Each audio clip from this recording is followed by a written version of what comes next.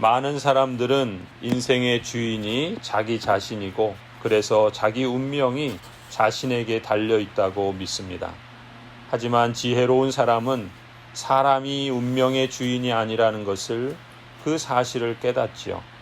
저의 짧은 인생 경험만 보아도 내 인생의 주인이 내가 아닌 경우를 적지 않게 경험했습니다. 무엇보다 성경도 인생의 길이 자기에게 있지 않음을 이렇게 증거합니다. 23절이죠. 주님, 사람이 자기 운명의 주인이 아니라는 것을 제가 이제 깨달았습니다. 아무도 자기 생명을 조종하지 못한다는 것도 제가 이제 알았습니다. 인생길이 자기에게 있다고 믿는 사람은 형통하지 못합니다. 24절부터 말씀합니다. 주님, 형벌로 주님의 백성을 채찍질하여 주시되 주님의 진노대로 하지 마시고 너그럽게 다스려 주십시오. 우리가 죽을까 두렵습니다. 주님의 진노는 주님을 알지 못하는 이방 사람에게 쏟으십시오. 주님의 이름을 부르지 않는 사람들에게 쏟으십시오. 그들이 야곱 자손을 삼켜버렸습니다. 삼켜서 아주 없애고 그 거처까지도 황무지로 만들었기 때문입니다. 운명이 자기 손에 있지 않음을 보여주는 대표적인 사람을 들자면 누가복음 12장에 나오는 어리석은 부자를 들 수 있을 겁니다. 부자가 그렇게 생각하죠. 어떤 부자가 밭에서 많은 소출을 거두었습니다. 그래서 내 소출을 쌓아둘 곳이 없으니 어떻게 할까 행복한 궁리를 합니다. 곡간을 이제 헐어서 더 크게 져야 되겠구나. 그래서 내 곡식과 내가 쌓아둔 물건들을 거기에다가 쌓아두어야 되겠구나.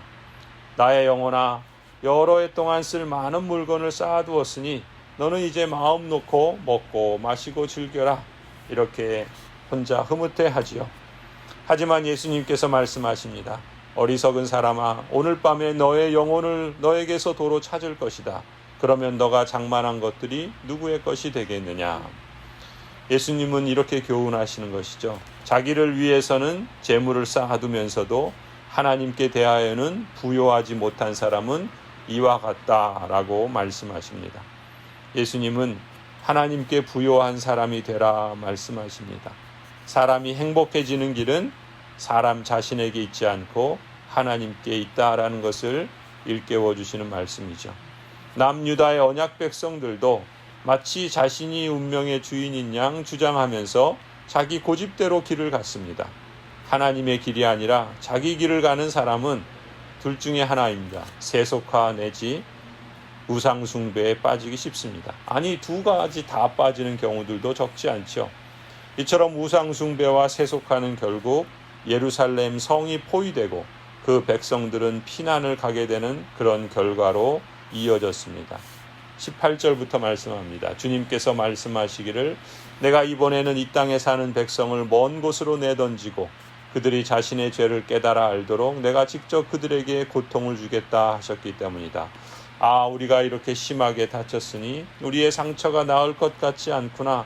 이런 고통쯤은 참을 수 있다고 생각했는데 우리의 장막이 부서졌다. 장막을 잡고 있던 줄도 모두 끊어졌다. 우리 자녀들도 모두 떠나가고 아무도 남아있지 않아서 우리의 장막을 다시 칠 사람도 없고 휘장을 달아줄 사람도 없다. 백성의 목자들이 미련하여 주님께 인도해 주시기를 간구하지 않더니 일이 이렇듯 뒤틀려서 우리 백성이 모두 흩어지게 되었구나. 들려오는 저 소식 보아라.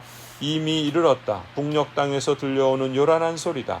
유다의 성읍들을 무너뜨려서 여우떼의 소굴로 만들어 놓으려고 진군해 오는 소리다. 이처럼 우상 숭배와 세속화는 하나님의 언약 백성들에게 하나님의 진노를 신속하게 이루어지게 하시는 무서운 일이었던 것이죠. 하나님께서 이처럼 심판하시는 목적은 무엇인가?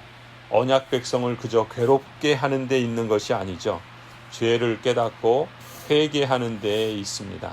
성도 여러분, 우리는 하나님을 기쁘시게 해드리는 길을 하나님께 묻고 또 그 길을 주의 말씀을 통해서 배우고 또 그 길을 선택하여 걸어가야 하겠습니다. 이를 위해서라도 그 길이 무엇인지 말씀을 배워야 합니다. 그리고 그 길을 걸어갈 수 있는 힘을 주시고 담대함을 주시고 이런저런 유혹과 시험에 흔들리지 않고 앞만 보고 나아갈 수 있도록 성령 하나님을 의존하여 기도해야 합니다. 사람이 마음으로 자기의 걸음을 계획해도 하나님께서 그 걸음을 인도해 주셔야지 삽니다. 우리가 행복해지는 길은 그래서 사람에게 있지 않고 하나님께 있는 것이죠. 그런데 이렇게 인생의 길이 자기에게 있다고 믿고 또 그렇게 고집하는 사람을 성경은 어리석은 사람이라고 말합니다.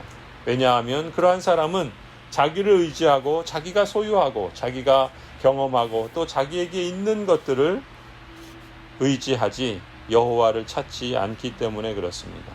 그러나 지혜로운 사람은 인생의 길을 주관하시는 진정한 주인 그 하나님에게 의뢰하죠.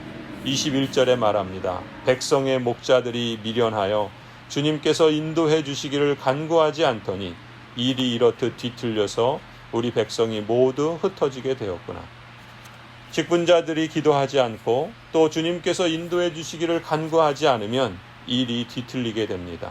그리고 모든 백성들이 그 흩어짐을 면하기가 어렵게 되지요. 그렇기 때문에 늦었다고 생각이 들 때에도 여전히 아직 기도할 기회가 있다라는 것을 우리는 기억해야 할 것입니다. 예레미야 선지자는 심지어 지금 화를 당하고 있는 이 언약 백성들과 그들이 사는 예루살렘을 향하여 중보의 기도를 합니다. 24절이죠. 주님, 형벌로 주님의 백성을 채찍질하여 주시되 주님의 진노대로 하지 마시고 너그럽게 다스려 주십시오. 우리가 죽을까 두렵습니다. 징계를 피할 수 없다면 그것을 진노대로 완전히 망하게 하지 마시고 너그럽게 다스려 주셔서 통과할 수 있게 해달라고 기도해야 할 것입니다.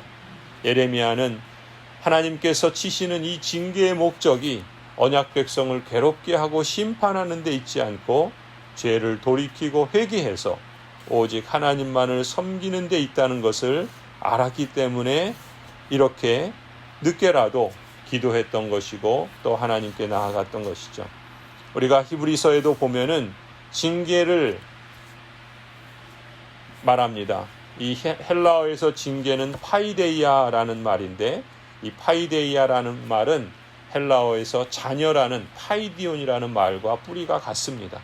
그러니까 징계를 그 뿌리대로 풀어서 말하면 자녀 양육법, 자녀 만들기 이렇게 말할 수 있는 것이죠. 히브리서 12장 5절부터 11절까지 이렇게 말씀합니다. 또 여러분은 하나님께서 여러분을 향하여 자녀에게 말하듯이 하신 이 권면을 잊었습니다. 내 아들아, 주님의 징계를 가볍게 여기지 말고 그에게 꾸지람을 들을 때 낙심하지 말아라. 주님께서는 사랑하시는 사람을 징계하시고 받아들이시는 아들마다 채찍질하신다. 징계를 받을 때 참아내십시오. 하나님께서는 자녀에게 대하시듯이 여러분에게 대하십니다. 아버지가 징계하지 않는 자녀가 어디에 있겠습니까? 모든 자녀가 받은 징계를 여러분이 받지 않는다고 하면 여러분은 사생아이지 참 자녀가 아닙니다. 우리가 육신의 아버지도 훈육자로 모시고 공경하거든 하물며 영들의 아버지께 복종하고 살아야 한다는 것은 더더욱 당연한 일이 아니겠습니까? 육신의 아버지는 잠시 동안 자기들의 생각대로 우리를 징계하였지만 하나님께서는 우리를 자기의 거룩하심에 참여하게 하시려고 우리에게 유익이 되도록 징계하십니다. 무릇 징계는 어떤 것이든지 그 당시에는 즐거움이 아니라 괴로움으로 여겨지지만 나중에는 이것으로 훈련받은 사람들에게 정의와 평화로운 열매를 맺게 합니다. 아멘. 언약에 신실하신 은혜로우신 하나님은 언약 백성을 위한 예레미야의 기도가 그대로 응답되도록 축복해 주신 것을 우리는 또한 말씀을 통해서 확인할 수 있습니다. 하나님께서는 이처럼 한 개인의 삶을 주관하실 뿐만 아니라 이 역사 전체를 주관하시는 분이시죠. 사람은 운명의 주인이 아닙니다. 사람이 행복해지는 길은 그래서 사람에게 있지 않고 하나님께 있습니다.